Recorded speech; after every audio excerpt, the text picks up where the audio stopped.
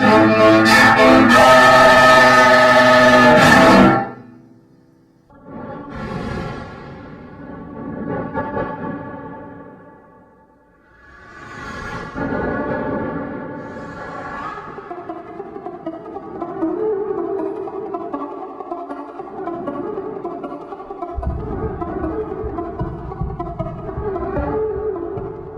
if you take a child from the city and show it a horse, that's an experimental moment.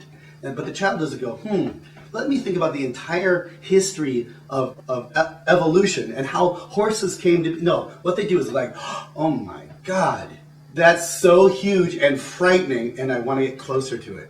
So for me, and what I'm interested in, I want to create music and art that is totally huge and frightening, but also so delicious and wonderful that makes you want to be part of it. And I take my compositions utterly seriously, but I'm composing music with stuff like this. Like, it's absolutely funny and it's absolutely serious at the same time.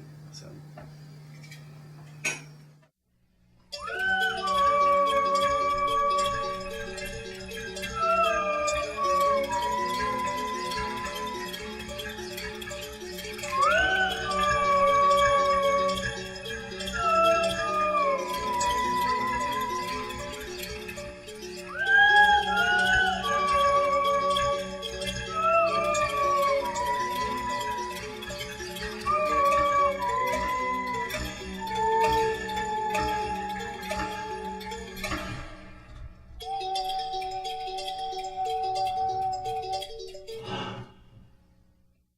This is why I got into circus.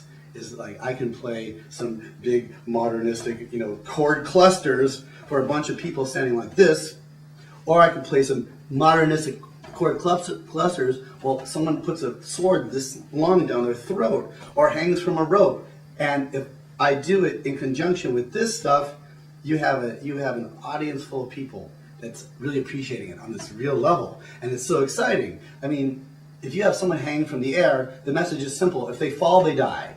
So this gets to be part of that, And so the one thing I say about my music, if it's about something, one of the things it's about is how everybody's intimate experience is epic to them. We all live epic lives. We're not like, to us, it's not a series of small events. It's a series of major events every day. Life is a gripping experience, and so just all that stuff is more than compelling to me. So art is a tool for living. So that's what it is for me. It's a tool for living. All right, I need to put a painting on the wall. I get a hammer. It's a tool. I have the nail. It's a tool. Wham, wham, wham. Put the painting on the wall. I have a painting of New Orleans, the city of New Orleans. Every day I eat breakfast, I look at that painting, and I think about New Orleans, and I think about the places I've lived. It's a good tool. So with my art, for whatever you get out of it, I want to create a good tool for myself and for the audience. Something like, I had this experience, and that was wonderful, or enrich my life in some way.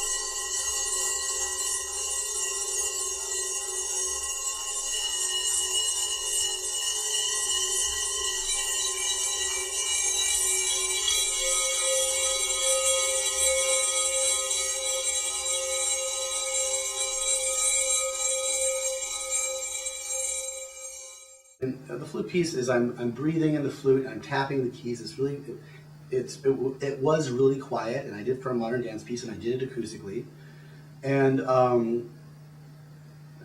so I got on stage and I thought, I'll perform this piece tonight. I was doing this kind of punk flamenco, like a punk Michael Hedges stuff at the time. And I thought, I'll do the flute piece, but it probably won't go over that well, but I'll just do it. So I got on stage. I had never played it to a PA before. So when I went into the flute, it went bang! And I played the piece just as I had written it, and it was just sounded enormous.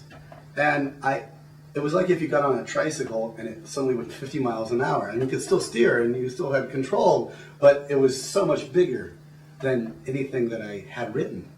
But there's like this is long moment of silence after I was done, and then everyone just flipped out. And I remember I looked up and thanked whatever it was for making such nice music. So, that was huge for me.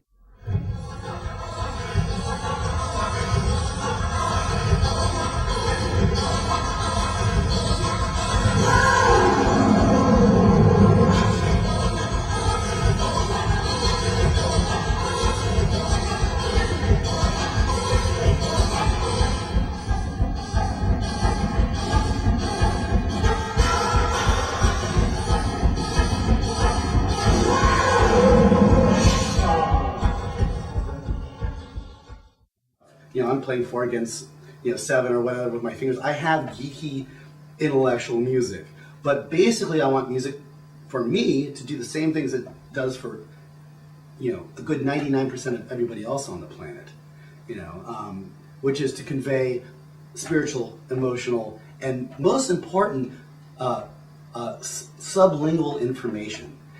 Things that if you defined it, you don't get it. Like those big blocks in your head that are moving around and mushing together and encouraging other blocks to move, but you can't verbally pin them down. And when you do, you no longer get it.